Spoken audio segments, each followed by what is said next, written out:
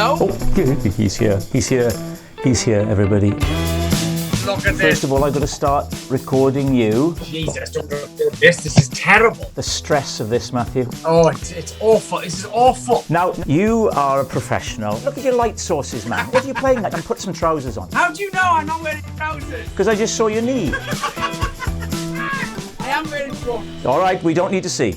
All right now. Hang on. I shall turn the angle and I reveal a rather lovely billiards table. Oh, you've done so well. Sadly, this is not my house. I'm at a friend's. Hey, your friend's done well. What are you, on a skiing holiday or something? Yes, just myself on the piece with Matthew Rhys. When do we start recording? We're recording now. This is the gold. This is the best. Oh, dear. Now, first of all, a few things I'd like to get straight. Where are you? Are you in the attic? I'm in my little home office, full of mementos of my glorious career. Look at this. Did you do Tom to Tom? Oh, yeah, exactly. Oh. Yeah.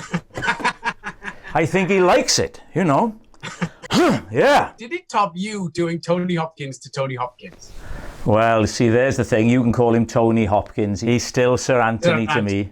That was one of the best moments of my life, getting in a car with him and telling him how Steve and I had done him in the trip to Italy as Captain Bligh. And he started doing that to me in the car. He was sat driving and he was going, "Turn your back at me, Mr. Fire. Damn your eyes, sir. Damn your eyes." I'm literally back at him going, "Don't turn your back on me, sir."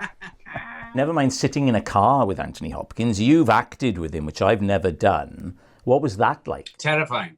Yeah. Absolutely terrifying. You're face to face with Mr. Stevens and his racy book, and Hannibal Lecter. Yeah. I was definitely, for those 6 months in Rome, a babbling idiot around him, which I'm sure it got to the point he was just avoiding me, because as much as you desperately try not to ask him questions or feel yourself kind of going, Miss Kenton, like you're like, we were doing Titus Andronicus, so the part itself called for all this bluster. It was like Gale Force Hopkins, And when you see him in full storm and you're standing next to him, it's equal part thrilling and terrifying. We've got so much to talk about. We've crossed over curiously with each other. The last time myself and Mr. Brydon were let loose together was when none other than Neil Diamond made his return to Erasmus High School in Brooklyn. And we were there. There we are at the show in the audience. The world ahead of us. But you already had a curious Neil Diamond link, didn't you? Yeah, I went to his wedding.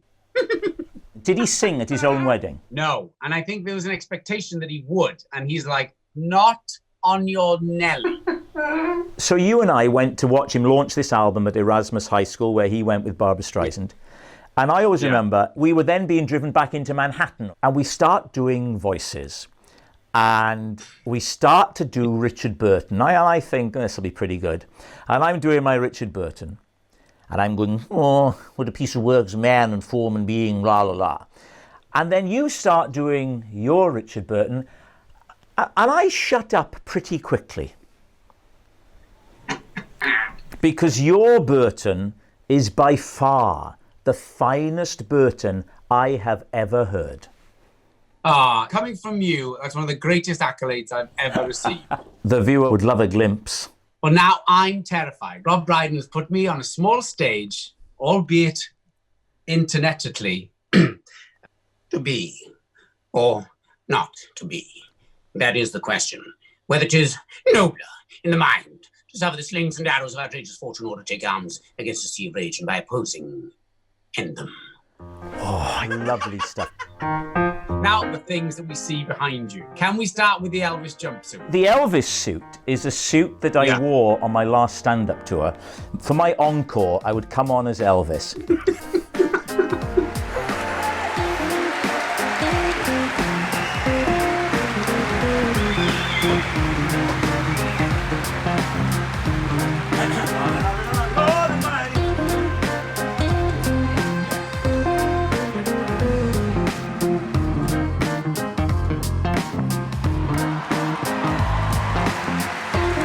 That's incredible.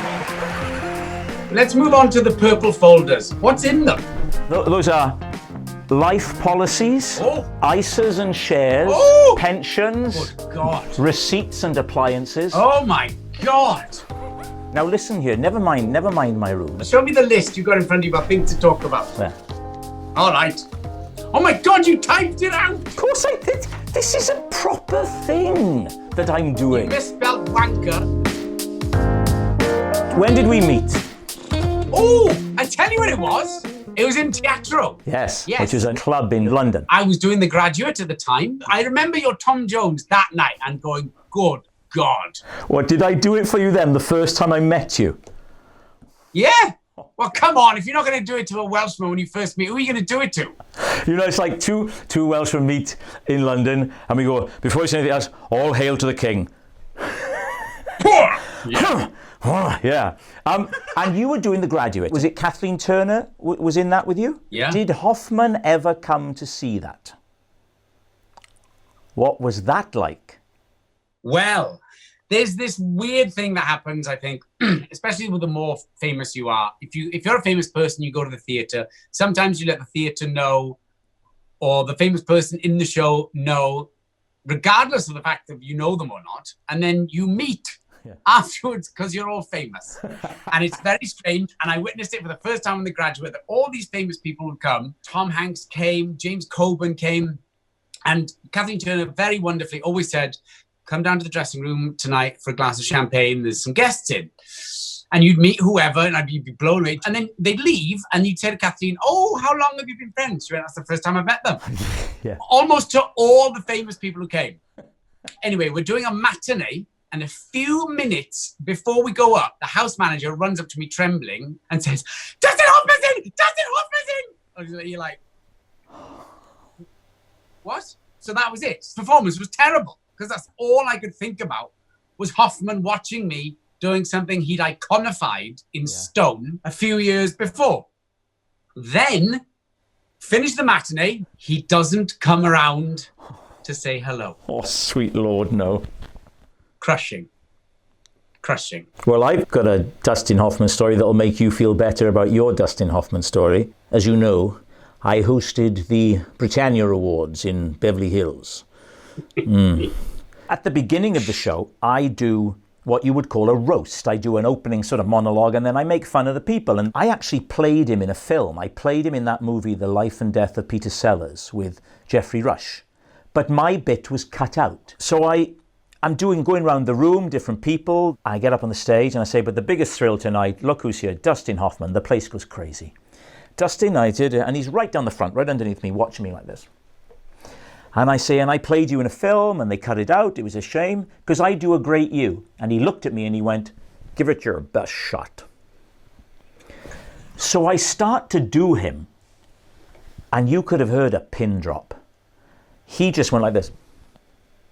I'm doing all this thing. I'm talking like this. Oh. And then I say, I love the way you run in the movies. Oh. Right? Nothing. And nobody else will laugh. So in my head, I've got this monologue going, oh my God, you're dying in front of Dustin Hoffman. Later on the show, he comes up to give Judi Dench her award. And he says, she's wonderful, she's this. Let's take a look at her work. And the lights go down. And I go up to him and I go, nice to meet you. And he went, ha ha ha ha ha, laughing as if to say, didn't I have you earlier? He's rejected us both, Brydon. Let's talk about Perry Mason, which I've not watched yet, but I've only read good things about it. But the particular thing I want to know is you're working with John Lithgow. And is he or is he not one of the loveliest people in the world? The loveliest. Yeah. And he's one of those men who's always like, I released this book and I wrote this symphony and I have a collection of poetry coming out and there's an art exhibition of watercolors I've done. And you're always going, there's lovely. I've done nothing. Let's talk about Welsh actors. I want a league table of greatness of Welsh actors. Hopkins at the top and the ghost of Burton, right? Sheen. You're putting Sheen above you? Indeed I am. Is this an affectation of self-deprecation and modesty, or is this the real Matthew Rhys? Well, let me tell you about Michael Sheen. When Johan Griffith and I both went to RADA, Michael Sheen was the golden boy of the building who just left. To open your mouth with a Welsh accent, every teacher would go, "Oh, do you know Michael Sheen?" And you go, no. Were you friends in school or No. West Ham Youth Theatre? No, I used to hear about him back in those days because we were in different youth theatres, and I'm older than him, you know. So I would hear, oh, Michael Sheen, Michael Sheen, Michael Sheen. I didn't meet him till years later. He actually watched me having my eyes lasered, but that's another story.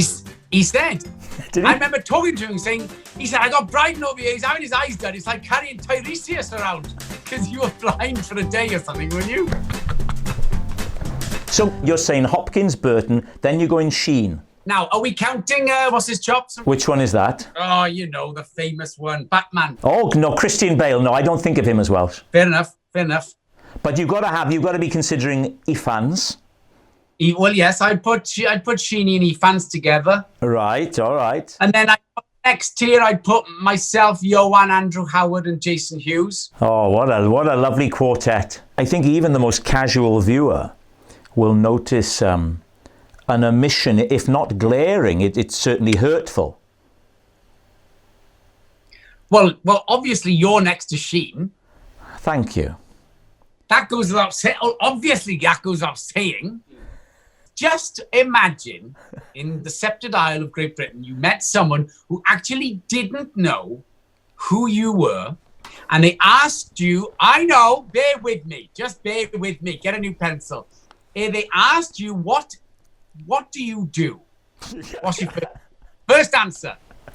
I say actor, but I suppose entertainer. Perhaps that's the reason where you overlooked me, was because, of course, my portfolio is so very broad that one doesn't think of me as merely an actor. One thinks of me as well, where do we begin? Well, I couldn't fathom, which I elevate you far higher than myself, because you write your own stuff. Yes. As well, and that to me is like kind of magic. I think what you're saying is I'm a very special talent. You are. Here's what I was going to say was Matt Lucas lived for a while in Hollywood, and he told me about all the various people he met, and of the ones that were huge, he said, well, I can tell you for each of them, their success hasn't happened by chance. They've sacrificed, they've pursued it with a vigour. I agree wholeheartedly. There are three actors who stand shoulder to shoulder, having incredibly similar traits and the similar degree of success, which is Sir Anthony Hopkins, Sally Field, and Tom Hanks. All three I found incredibly similar for the reasons you've just described. I've never seen a work ethic like it. That's when I went, oh, that's what's required. Tom Hanks, that's A Beautiful Day in the Neighbourhood, a beautiful film, and such a lovely performance from you. And all the more admirable because, yes, you're up with Tom Hanks. So talk me through that. You're about to do a tender scene, a very sensitive scene with him. I mean, did you sleep easily the night before that?